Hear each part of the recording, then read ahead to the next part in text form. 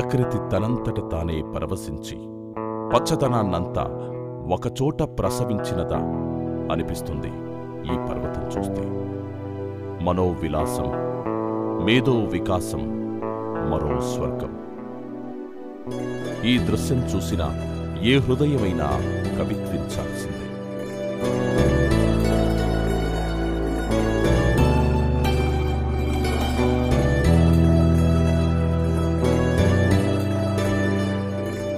ఒకనాటి రాజుల శౌర్యానికి, వారి శిల్పకళా ఔదార్యానికి, రాజరిక వ్యవస్థకి, రాతిని నేస్తం చేసుకున్న తీరుకి, యుద్ధ తంత్రానికి, ఇనుము యంత్రాలకి దర్పణంగా ఉన్న ఈ రామగిరి ఖిల్లా ప్రస్థానం రామాయణం నుండే మొదలైందనేది విశ్వాసం. శ్రీరాముడు వనవాసంలో ఉన్నప్పుడు చాతుర్మాస వ్రతకాలంలో ఈ పర్వతం పైననే సంచరించాడని, అందుకే ఈ పర్వతానికి రామగిరి అనే పేరు వచ్చిందని స్థానికుల నమ్మకం. జనకతనయ స్నాన పుణ్యోదకేషు రామగిర్యాశ్రమేషు అనగా సీతాదేవి స్నానం చేసిన పుణ్యజలాలతో, చల్లని నీడనిచ్చే చెట్లతో రామగిరి పునీతమైనదని అర్థం. మహాకవి కాళిదాసు మేఘ సందేశంలోని మొట్టమొదటి శ్లోకంలోనే ఈ రామగిరి ఖిల్లాని అద్భుతంగా వర్ణించాడు.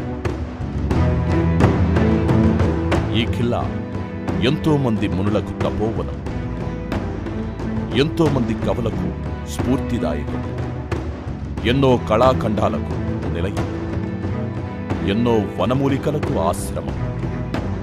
ఇక్కడికి చేరడం ఒక చారిత్రక ప్రయాణం, ఒక వైజ్ఞానిక ప్రయోగం, ఒక ఆహ్లాదకరమైన ప్రయోజనం.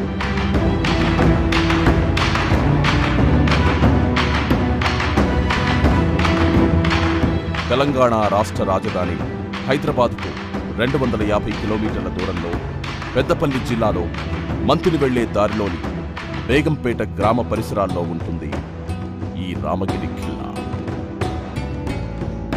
Indian revenue officer Pushkar Bhatnagar శాస్త్రీయ లెక్కల ప్రకారం ఇది 7090 సంవత్సరాల చరిత్రను సొంతం చేసుకున్న ప్రాంతం. పెద్దపల్లికి చెందిన చరిత్రకారులు ఠాకూర్ రాజారాం సింగ్ ఈ ప్రాంతంలో పాత రాతి యుగం, నవీన శిలాయుగానికి చెందిన చేతి రాతి గొడ్డళ్లు, ఇతర పరికరాలు కనుగొనడం జరిగింది. అపూర్వమైనటువంటి కొన్ని వందలాది రాతి పనిముట్లను వాళ్ళు సేకరించినారు. దాన్ని బట్టి మనకు అర్థమవుతుంది ఏంటంటే ఇది రాజులకే కోటలకు నిలమైనది కాదు. అంతకుముందు ఆదిమానవుల కాలం నుంచి దాదాపు ఒక 30 వేల సంవత్సరాల క్రితం నుంచి ఆదిమానవులు ఆ ప్రాంతంలో ఉన్నారని, ఆ తర్వాత అది మానవాసంగా కొనసాగుతూ వచ్చిందని చెప్పడానికి అవకాశం ఉంది. రణశృంగాల హెచ్చరికలతో, గజాశ్వాల అరుపులతో, సైనికుల కవాతులతో, ఫిరంగుల మోతలతో నిత్యం ధ్వనింపబడిన రామగిరి ఖిల్లా ఎంతోమంది రాజుల కాంక్ష, ఎన్నో రాజ్యాల కళ, ఎన్నో సంవత్సరాల యుద్ధం. ఈ రామగిరి కోట అన్నది సౌత్ ఇండియాలో చాలా ఇంపార్టెంట్ కోటల్లో ఒకటి. ఈ కోట చాలా విస్తీర్ణమైన, చాలా కిలోమీటర్స్ ఏరియాలో ఉన్న ఒక కోట. స్టోన్ కన్స్ట్రక్షన్ ఇది. పెద్ద కోట కాబట్టి చాలా బుర్జులు ఉన్నాయి. ఇప్పుడు కూడా చాలా న్యాచురల్ బ్యూటీతో, చాలా వరకు రేర్ స్పీషీస్తో మనం ఇక్కడ చూడవచ్చు. మన సౌత్ ఇండియాలో రూల్ చేసే పెద్ద రాజవంశం ఏదైతే ఉందో ఆల్మోస్ట్ అందరూ కూడా రామగిరి కోట నుంచి రూలింగ్ చేయడం జరిగింది. సో ఇది ఒక్కటే దానికి ఒక సాక్షి అన్నమాట. ఈ రామగిరి కోటకు ఈ సౌత్ ఇండియన్ హిస్టరీలో ఇంపార్టెన్స్ ఏంటి, దాని యొక్క మహత్వం ఏంటి అన్నది, ఈ ఇన్ని రాజాలు అక్కడి నుంచి రూల్ చేశారన్నది it's an evidence that it played a major role in the politics of that times. Telangana Deccan పీఠభూమి మధ్యయుగాల చరిత్రలో ఈ రామగిరి ఖిల్లా ప్రత్యేకతను కలిగి ఉంది. వేములవాడ చాళుక్యులు, రాష్ట్రకూటముల సామంతులు, పశ్చిమ కళ్యాణి చాళుక్యులు, పొలవాస పాలకులు, గోల్కొండ కుతుబ్ షాహీలు, మొగలాయిలు, అసబ్జాహీల కాలాల్లో ఈ ఖిల్లా సైనిక కేంద్రంగా విరాజిల్లేదని లభించిన శాసనాల ద్వారా తెలుస్తున్నది.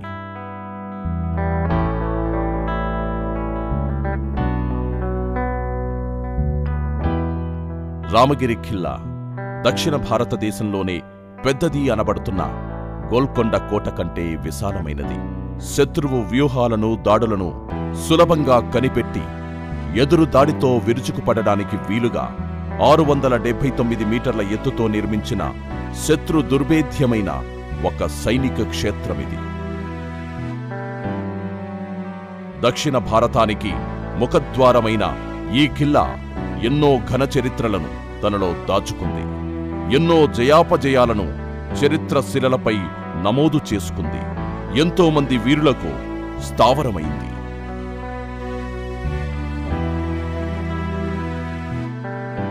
రామగిరికి వాయువ్య దిశన కేవలం 50 కిలోమీటర్ల దూరంలో శాతవాహనుల తొలి రాజధాని కోటిలింగాల ఉంది. ఆ కాలానికి చెందిన నాణేలు, శిథిల పట్టణాల ఆనవాళ్ల ప్రకారం రామగిరి ప్రాంతం శాతవాహనుల ఆధీనంలో ఉండి ఉంటుంది. శాతవాహనుల అనంతరం మళ్లీ క్రీస్తు శకం 11వ శతాబ్దం వరకు ఎవరు పాలించారనే దానికి ఏ ఆధారాలు లేవు. 11వ శతాబ్దంలో కాకతీయ 2వ ప్రోలరాజు, అతని వారసుడైన రుద్రదేవుడు, ఆ తర్వాత వచ్చిన గణపతి దేవుల పాలనలో ఈ రామగిరి కోట ఉంది. 12వ శతాబ్దంలో రాణి రుద్రమదేవి, ప్రతాపరుద్రుల కాలంలో రామగిరి కోట పటిష్టపరచబడి సైనిక కేంద్రంగా, రాజ్యంలో కీలకమైన వ్యూహాలు రచించే క్షేత్రంగా రూపొందించబడింది. అయితే క్రీస్తు శకం 1323వ సంవత్సరంలో మొఘలులు జరిపిన యుద్ధంతో రామగిరి కోట వారి వశమైంది.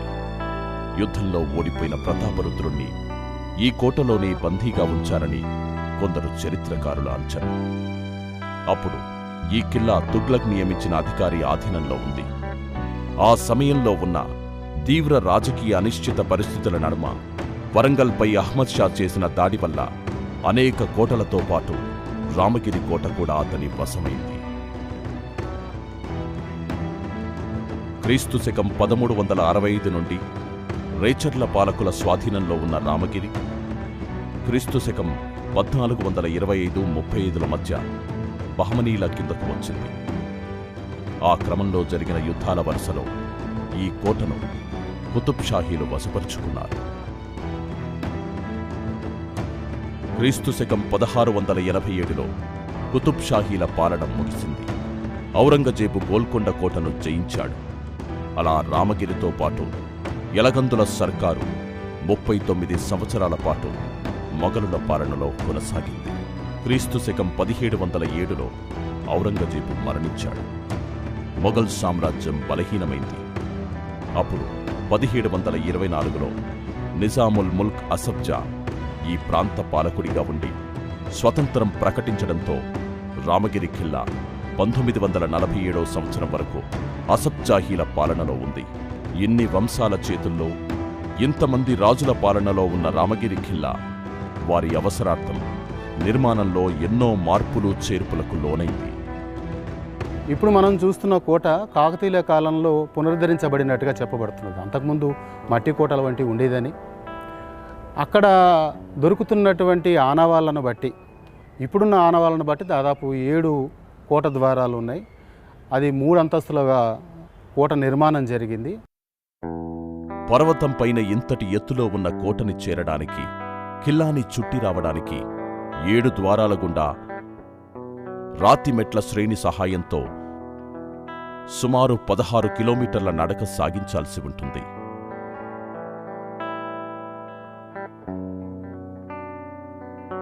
ఈ మెట్లు కాలు జారకుండా గుర్రాలు, ఏనుగులు ఎక్కడానికి అనువుగా రాతిని తొలిచారు.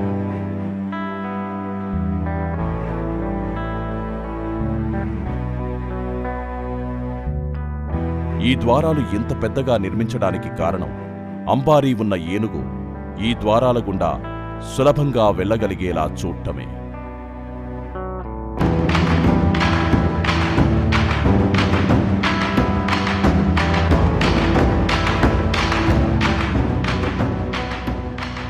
హిందూ, ఇస్లామిక్ లక్షణాలతో కనిపించే ఈ ద్వారాలకు ఇరువైపున ఉన్న రాతిలో యుద్ధంలో గీంకరిస్తున్న ఏనుగులు, ఏనుగుల్ని కాళ్ల కింద నలిపివేస్తున్న సింహాల దృశ్యాలు చెక్కబడి కనిపిస్తున్నాయి.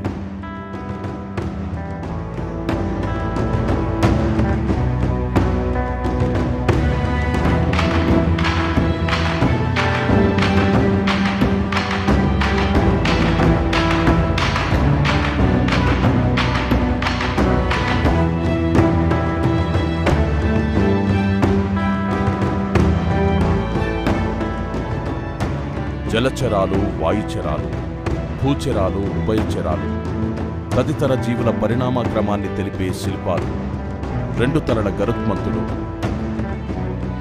శంఖము, పద్మశంఖాలు కళాత్మకంగా చెక్కబడి కనిపిస్తున్నాయి.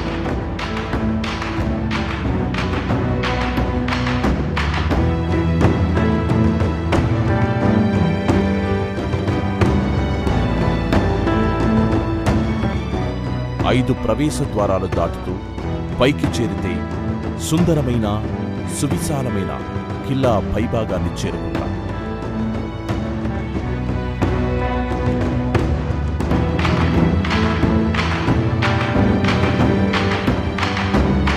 ఆ పైనున్న కిల్లాకు రక్షణగా పర్వతాన్ని చుడుతూ 3 కోటగోడలు రక్షణ వలయాలుగా ఉంటాయి. ఆ గోడల ఎత్తు 3 అడుగుల నుండి ఏకంగా 120 అడుగుల ఎత్తు వరకు ఉంటుంది.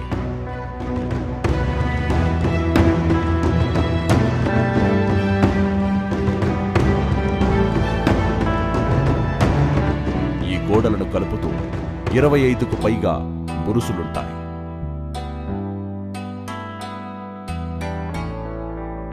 వీటిపైనుండి కిలోమీటర్ల మేర చుట్టుపక్కల పరిసరాన్ని గమనించవచ్చు. ఈ బురుసుల పరిమాణం, వీటి ఎత్తు, ఇవి చూపించే ప్రకృతి అందాలు, ఇక్కడ తాకే చల్లటి గాలులు మనస్సుకి హాయినిస్తూ అలసట తీరుస్తాయి. సో ఇది పీస్ టైంలో అక్కడ ఉన్న సోల్జర్స్కు ఒక హ్యాబిటేషన్ అలాగా, తర్వాత వార్ టైంలో it would have acted as a safeguarding bastion. దాని తర్వాత ఈ కోట మనం చూస్తే, స్ట్రక్చర్ చూస్తే, ఈ పెద్ద కోట కాబట్టి ఆల్మోస్ట్ ఆల్ ఫెసిలిటీస్ కూడా అక్కడే ఉండింది. అశ్వశాల ఉండింది, గజశాల ఉండింది, చిరచాల ఉండింది. అది కాకుండా అదర్ ఫెసిలిటీస్ కూడా బావిలు, అక్కడ ఉన్న వాళ్ళకు నీళ్ళు ఆధారం కోసం బావిలు, చాలా వరకు బావిలు ఉన్నాయి. అది కాకుండా ప్లేస్ ఆఫ్ వర్షిప్స్, శివుడి గుడి, తర్వాత రామాలయము, మాస్కులు, ఇవన్నీ కూడా అక్కడే లోపలే ఉంది. కోటకు ఒక చివరి అంచున ఎత్తైన ప్రదేశంలో ఉన్న ఈ 15 అడుగుల పిరంగి యుద్ధ సమయంలో అవసరమైనట్టుగా దిశని మార్చుకుంటూ ఉపయోగించేలా నిర్మితమై ఉంది. 3 ముక్కలుగా విడివడి ఉన్న ఈ 18 అడుగుల పిరంగిని స్థానికులు పిల్లల పిరంగి అని పిలుస్తుంటారు. దీని గుండా దూరి బయటికి వస్తే పిల్లలు పుడతారని, చిన్నపిల్లలు దూరి వస్తే ఆయురారోగ్యాలతో ఉంటారని ఇక్కడి వారి నమ్మకం.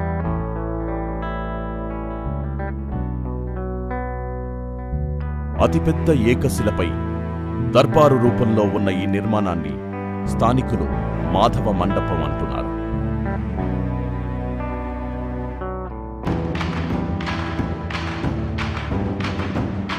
కోట మధ్యలో 4 వైపులా ఎత్తైన గోడలు ఉండి జైలుగా భావిస్తున్న ఈ నిర్మాణాన్ని చూస్తుంటే ఆశ్చర్యం కలుగుతుంది.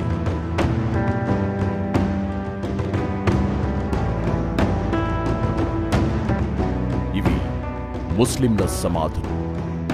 చనిపోయిన వారి కోసం దీర్ఘచతురస్రాకారపు రాతితో నిర్మించబడిన సమాధి ఉండి, దాని పక్కనే వారికిష్టమైన వస్తువులతో మరొక సమాధిని నిర్మించినట్టుగా తెలుస్తున్నది. కొందరు స్వార్థపరులు గుప్త నిధుల కోసం వీటిని పెకిలించారు. ఈ కోటపై నీటి అవసరాల కోసం నిర్మించిన పసరుబావి, కేసరబావి, వనరుబావి, నల్లతీగల బావి, సీతమ్మ కొలను అంటూ మొత్తం 18కి పైగా బావులున్నాయి. ఇది సముద్ర జలపాతంగా పిలిచే చోటు. వేల సంవత్సరాలుగా నీటి ప్రవాహం పైనుండి కిందకు జారుతుండడంతో సహజమైన శిలలు ఈ అద్భుతమైన ఆకృతిని సంతరించుకున్నాయి.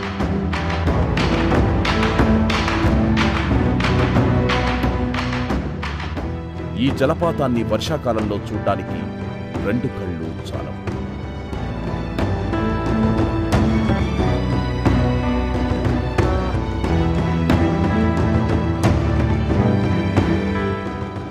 రెండు 200కు పైగా అమూల్యమైన వనమూలికలు, అరుదైన వృక్షజాతులు ఉన్న ఈ ఖిల్లా ఆయుర్వేద వైద్యులకు ఓ ప్రయోగశాల, వృక్షశాస్త్ర విద్యార్థులకు ఓ గ్రంథాలయమని చెప్పొచ్చు.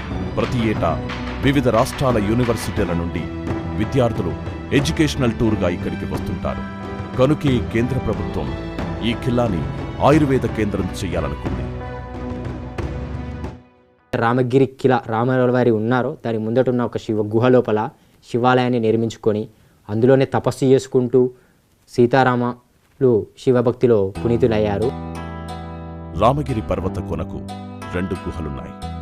ఒక గుహలో సీతారాములు మరియు లక్ష్మణాంజనేయ విగ్రహాలున్నాయి. మరో గుహలో శివలింగం ఉంది. శ్రావణ మాసంలో భక్తులు ఇక్కడి దైవాల్ని దర్శించుకొని ప్రకృతిలో సేద తీరడానికి ఎక్కువగా వస్తుంటారు.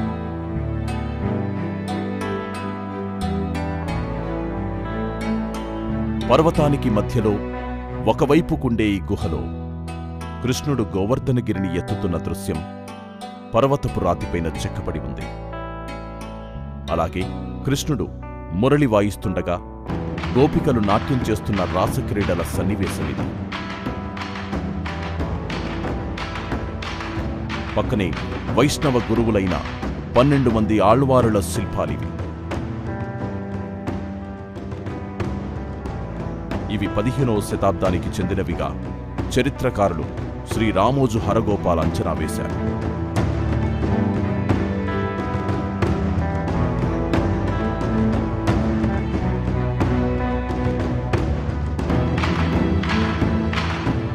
అయితే వీటి పక్కనే ఉన్న అతి విలువైన ఈ శాసనంలో ఏమి చెప్పబడి ఉంది అనే విషయాన్ని పురావస్తు శాఖ మరియు చరిత్రకారులు ఛేదించాల్సి ఉంది.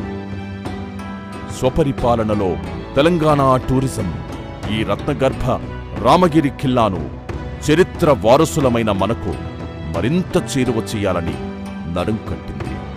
ఖిల్లా యొక్క మహోన్నత చరిత్రను, అద్భుత శిల్పకళను, ప్రకృతి రమణీయతను పరిచయం చేయాలని ప్రతిజ్ఞ పూనింది. చరిత్రను తెలుసుకోవడమంటే భవిష్యత్తును నిర్మించుకోవడమే. అలాంటి చరిత్రను ఇంకా మన కోసం దాచి ఉంచింది రామగిరి కోట.